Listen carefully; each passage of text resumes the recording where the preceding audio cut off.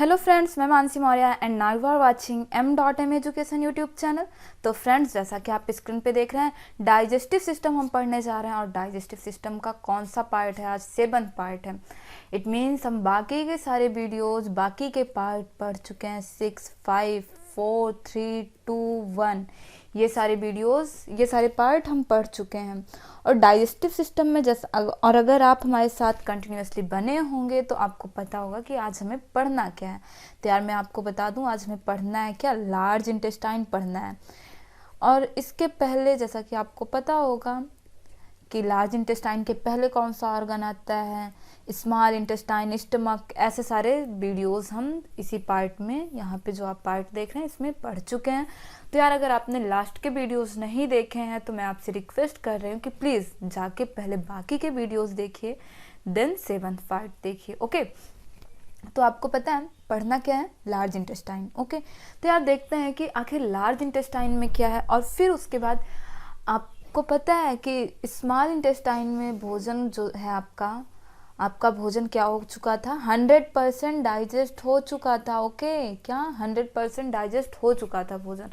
तो अभी ये लार्ज इंटेस्टाइन का क्या काम है, तो फिर देखते हैं इस वाले वीडियो में। चलिए पढ़ते हैं। तो देखिए, ये पहले तो मैं आपको एक फिगर के थ्रू दिखा देती हूँ आपकी लार्ज इंटेस्टाइन। यहाँ पे आप हेडिंग डाल दीजिए। आपको पढ़ना क्या है? लार्ज इंटेस्टाइन पढ़ना है आज आपको।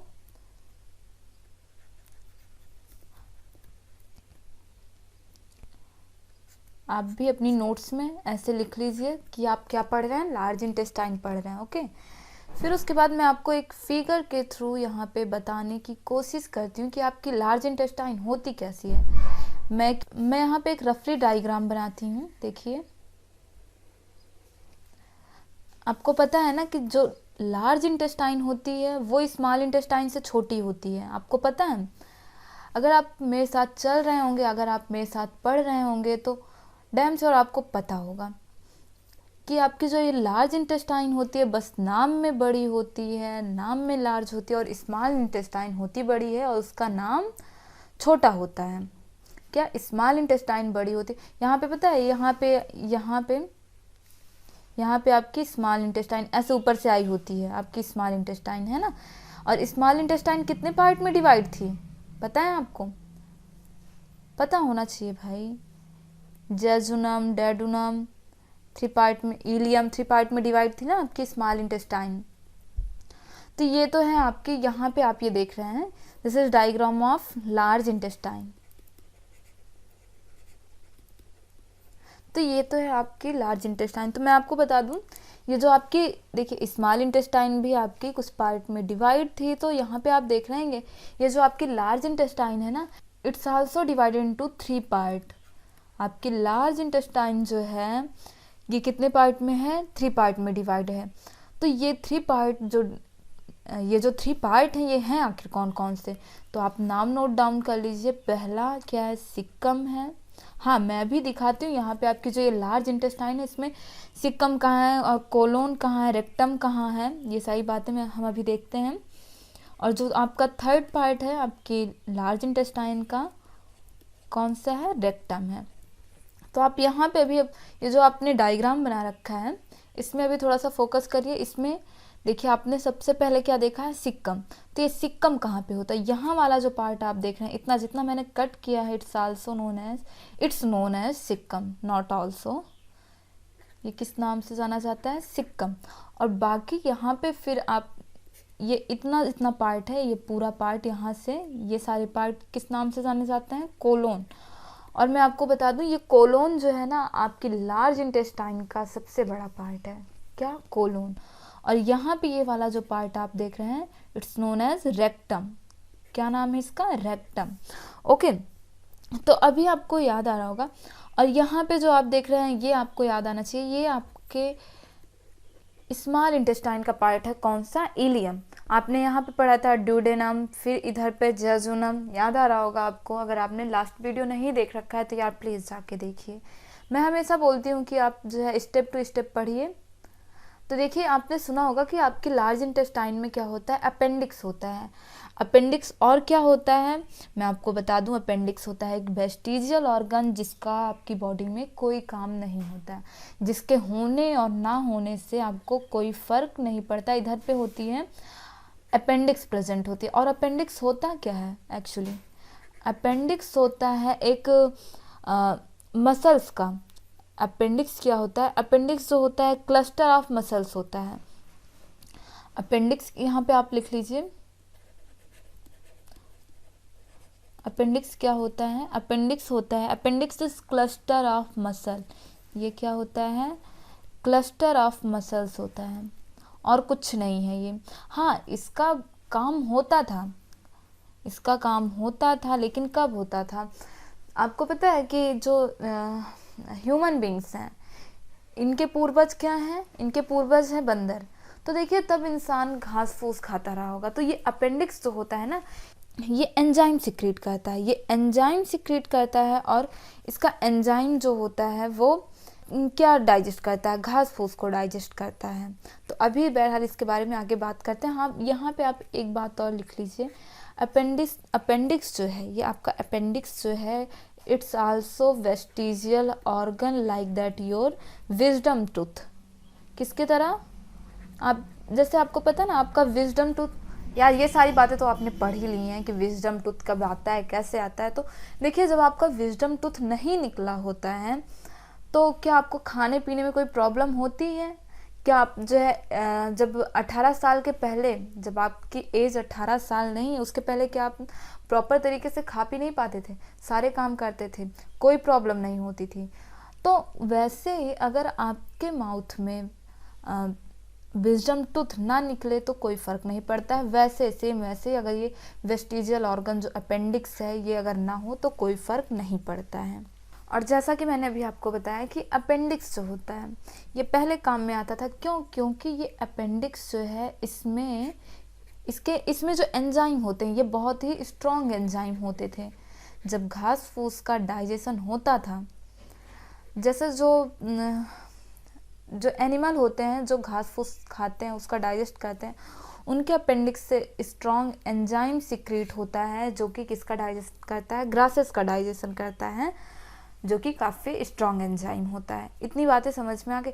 आपने सुना होगा कि फलाना का अपेंडिक्स का ऑपरेशन हुआ है, तो वो अपेंडिक्स का ऑपरेशन क्यों कराया जाता है, या फिर अपेंडिक्स जो है इसमें प्रॉब्लम है, दर्द हो रहा है, पेन हो रहा है, कुछ ऐसा आपने सुना है ना। तो देखिए ऐसा होता क्यों है, तो क्या होता है कि जब आप कोई टॉक्सिक एलिमेंट ले लेते हैं, या फिर कोई भी है जब कोई टॉक्सिक एलिमेंट ले लेगा तो क्या होएगा कि होता क्या है, फिर अगर कोई भी बंदा टॉक्सिक एलिमेंट ले लेता है तो ये जो टॉक्सिक एलिमेंट है ना ये कहाँ पे आके स्टोर हो जाता है, ये कहाँ पे आके स्टोर हो जाता है, आपकी अपेंडिक्स में स्टोर हो जाता है। तो ये अपेंडिक्स जो है जब ये अपेंडिक्स में स्टोर हो जाता है तो क्या होता है कि इस अपेंडिक्स में स्टार्ट हो जाता है पेन। और जब ये पेन स्टार्ट हो जाता है तो वैसे भी आपको पता है इट्स अ वेस्टिजियल ऑर्गन, इसका कोई काम धंधा है नहीं बॉडी में, बस ऐसे पड़ा रहता है। तो डॉक्टर के पास जब आप, पहली बात तो आपको पता ही नहीं चलता है कि आखिर पेन क्या हो रहा है, आपका अपेंडिक्स पेन हो रहा है क्या। फिर उसके बाद जब आप डॉक्टर के पास जाते तो डॉक्टर बोलता है कि आपके अपेंडिक्स में प्रॉब्लम है, ऐसी ऐसी प्रॉब्लम है। तो डॉक्टर क्या करते हैं, आपके अपेंडिक्स को काट के बाहर कर देते हैं, फिर से आप अपनी पुरानी लाइफ अच्छे से स्टार्ट कर देते हैं। ऐसे होता है अपेंडिक्स का ऑपरेशन। तो अब देखिए अभी यहाँ पे जो है आपने अपेंडिक्स तो पढ़ लिया, अपेंडिक्स जो है अपेंडिक्स क्या कैसे सब कुछ पता चल गया आपको। तो अभी ये जो 3 पार्ट है ना, जो ये लार्ज इंटेस्टाइन 3 पार्ट में डिवाइडेड है, इसे हमें पढ़ना है। तो देखिए सबसे पहले क्या है, सिक्कम आता है। तो यार मैं आपको बता दूं कि ये सिक्कम जो है ना इसमें कोई काम नहीं होता है डाइजेशन का, ये सिर्फ और सिर्फ इसलिए होती है, ध्यान दीजिए, ये सिर्फ और सिर्फ इसलिए होती है भोजन का ट्रांसफ़र करने के लिए, इसका कोई काम नहीं होता। मैं फिर से बोल दे रही हूँ, आपकी डाइजेस्टिव सिस्टम में ये जो लार्ज इंटेस्टाइन में एक पार्ट प्रेजेंट है सिक्कम, इसका आपके डाइजेस्टिव सिस्टम में पर्टिकुलर वैसे तो कोई काम नहीं होता है, ये सिर्फ और सिर्फ इसलिए होती है जो भोजन होता है उसको आगे ट्रांसफ़र करने के लिए। तो यहाँ पे आप जो है ऐसे याद रखिए कि इसमें सिक्कम का पहली बात तो कोई काम नहीं है, फिर यहाँ पे प्रेजेंट है अपेंडिक्स, इसका भी कोई काम नहीं है, ये दोनों वर्थलेस ऐसे पड़े रहते हैं आपके लार्ज इंटेस्टाइन में। तो आप अगर चाहो लिखना, अगर आप यहाँ पे लिखना चाहें तो लिख सकते हैं। फर्स्ट पार्ट जैसा कि आपको पता है क्या है, सिक्कम है, तो इसमें अगर आप लिखना चाहें तो लिख लीजिए, caecum have not any work it's only, caecum have not any work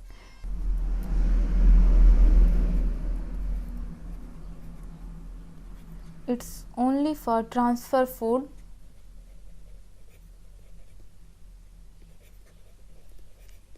in colon. तो आपको पता है सिक्कम के बाद सेकंड पार्ट क्या है, कोलोन है। तो सिक्कम में जो फूड होगा वो कहाँ पे ट्रांसफ़र करेगा, कोलोन में ट्रांसफ़र करेगा। तो आपका सेकंड नंबर क्या है, कोलोन। तो देखिए कोलोन जो है आपको पता है it's a largest part of your large intestine. Large intestine में सबसे बड़ा पार्ट क्या है, कोलोन है।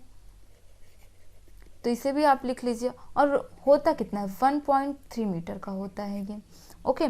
और ये जो कोलोन है, अब यहाँ पे कोलोन का सबसे मेन काम जो होता है वो ज़रा देख लीजिए आप। तो देखिए कोलोन में क्या होती है, ई कोलाई बैक्टीरिया होती है।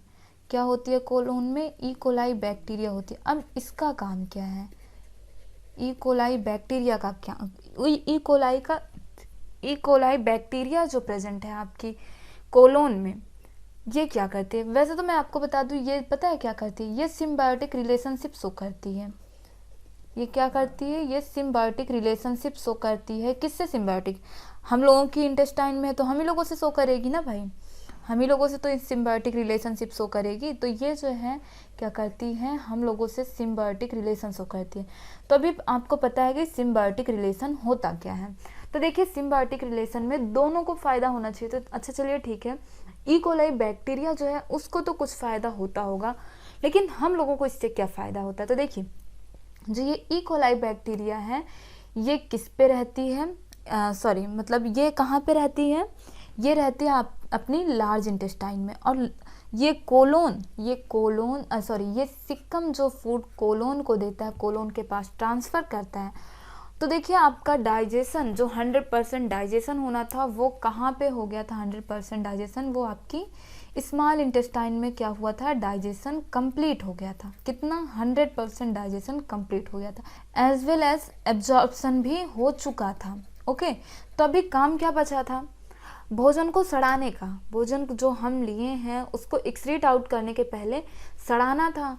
तो वो सारे काम आपकी लार्ज इंटेस्टाइन में होंगे। और वो कराएगा कौन, ई कोलाई बैक्टीरिया कराएगी। तो ये जो ई कोलाई बैक्टीरिया है ना, ये क्या करती है, ये जो हमारे वेस्ट प्रोडक्ट होते हैं, वेस्ट मटेरियल होते हैं, हमारे जो वेस्टेज होते हैं उसे क्या करती है, पहली बात तो ये उस पे जो है ये वेस्ट उसे क्या करती है, खाती है। ईट आवर वेस्ट प्रोडक्ट, लिख लीजिए। ये क्या करती है, तो इससे तो फ़ायदा हो गया, चलिए ठीक है। ये अपना भोजन हमारी बॉडी से ले रही है, ठीक।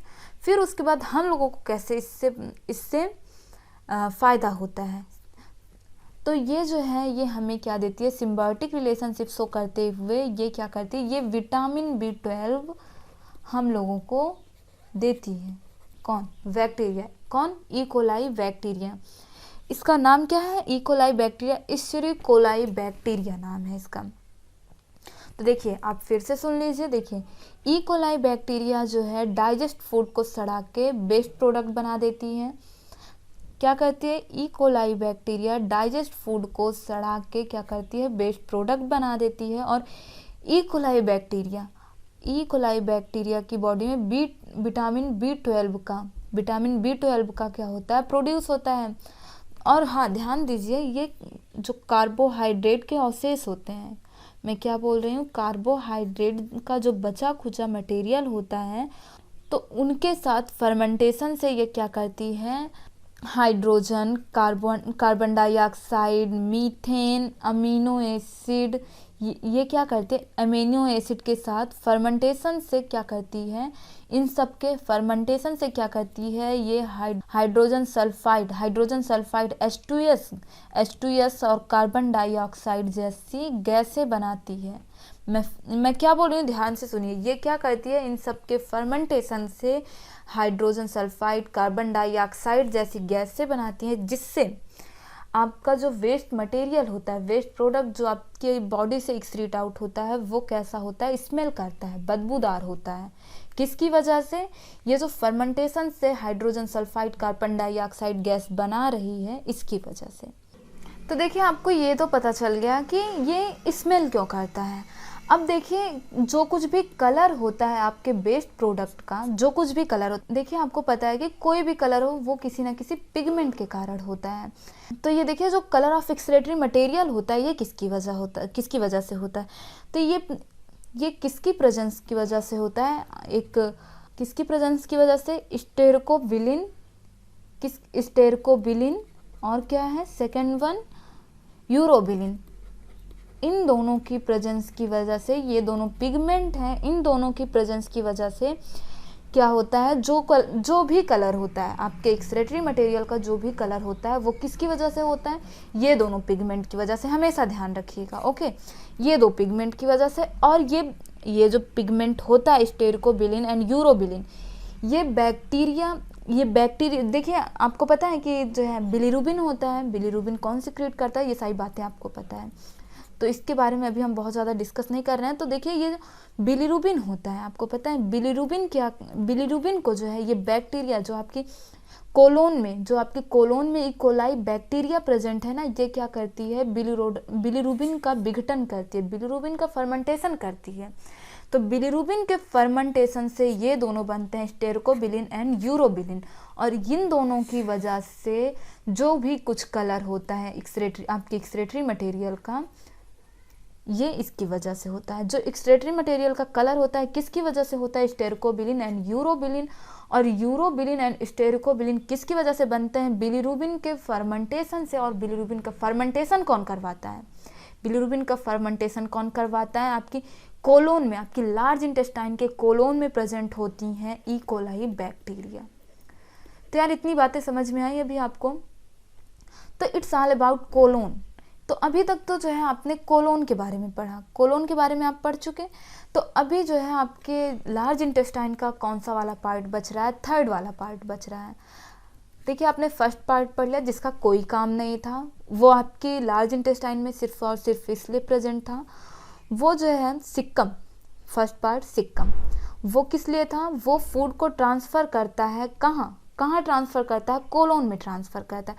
और कोलोन का काम क्या है, वो तो अभी हम लोग जस्ट देख ही रहे हैं।